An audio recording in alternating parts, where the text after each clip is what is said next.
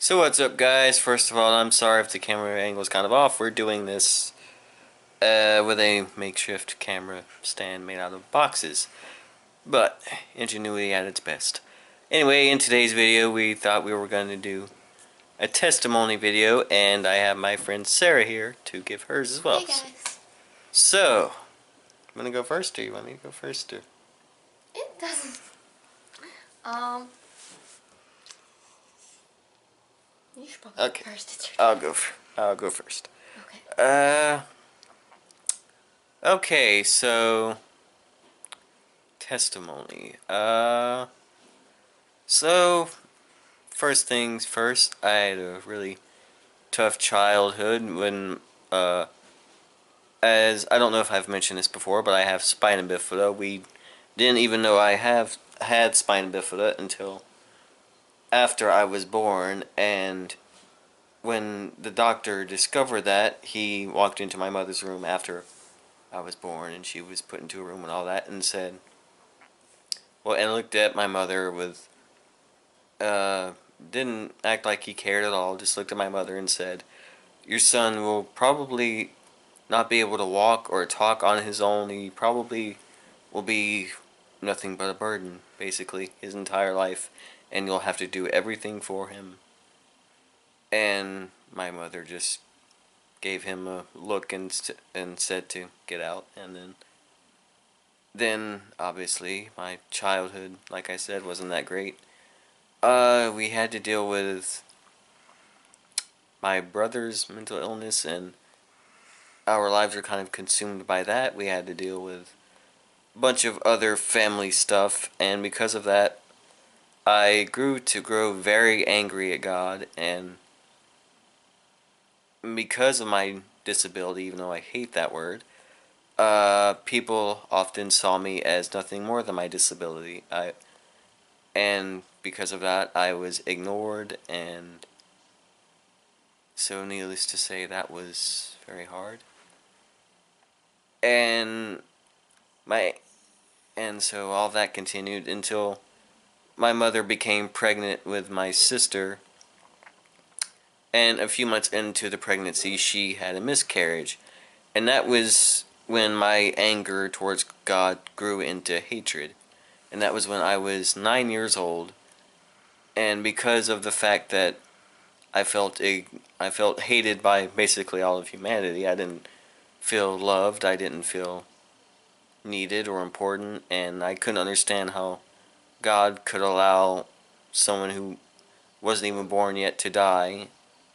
I decided that I would always hate God, and I would always hate people, and just like they hated me, or so I thought they did.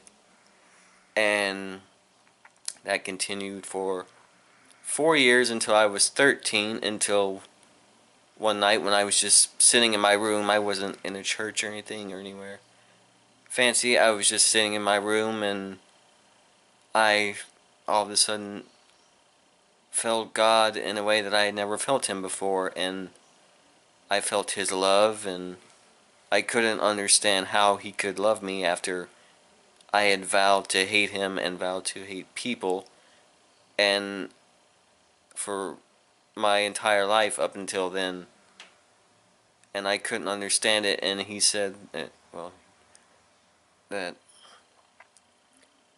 he would carry the burden for me, and that uh no, I shouldn't have to carry this burden alone, and I shouldn't make myself carry this burden alone, and that he would carry it for me. He would carry it all for me, and that he had always loved me even though I had always hated him.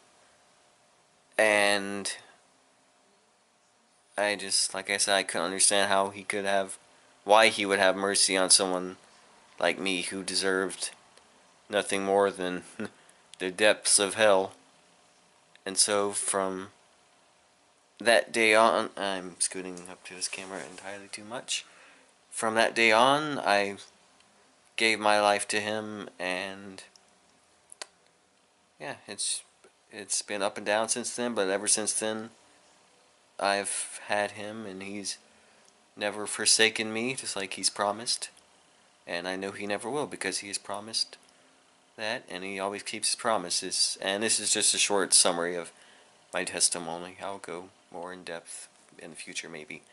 And okay, Sarah, you want to go next, or? Wow, yeah, sure. So, when I was, very little, when I was about 2, my parents split up. And they got joint custody of me. And my, mother was not a good influence. She was into a lot of very terrible things. Um, it went from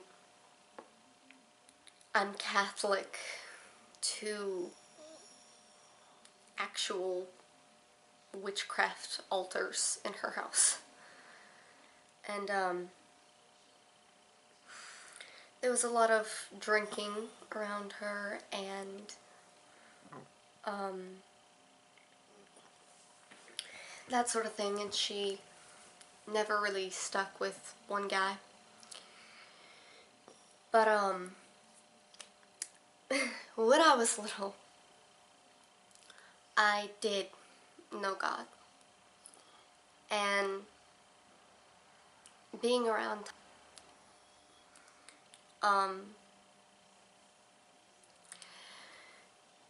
that kind of drew me away from him.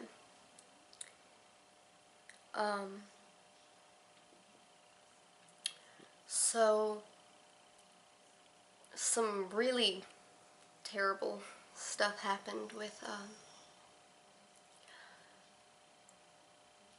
some of the guys that I was with at some point. And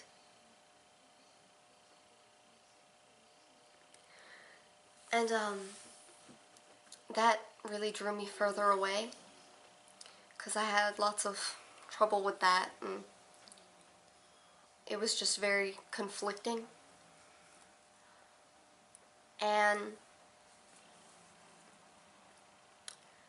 some, other awful stuff happened, and she led me to believe that my father, who was one of the Christian influences in my life, and his wife didn't want to be around me. That they didn't want me there. So I started staying mostly with her. And as I grew up dealing with the environment getting worse and worse, I drew further and further away from God and from everything else to do with him. Until when I was around 14, I think, when I really sat down and said, do I believe in God? And for me at that time, the answer that I got was no. So I said, okay. And from then on, I considered myself an atheist until last year, actually, when my grandmother, after getting away from my mother and staying with another lady who got me out of there, and then eventually getting back to my dad. My grandmother, on my dad's side, brought me to her church. And I always felt like I was missing something. Like there was this hole in the very center of my being, and I couldn't fill it. And I walked into this church, and they were worshiping, really, truly worshiping, from the bottom of their hearts and souls. And I had to get out because I looked at them and I said, that's what I'm missing. I wish I could have that kind of faith.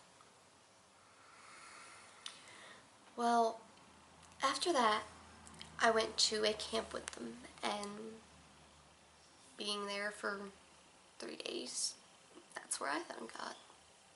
So, yeah.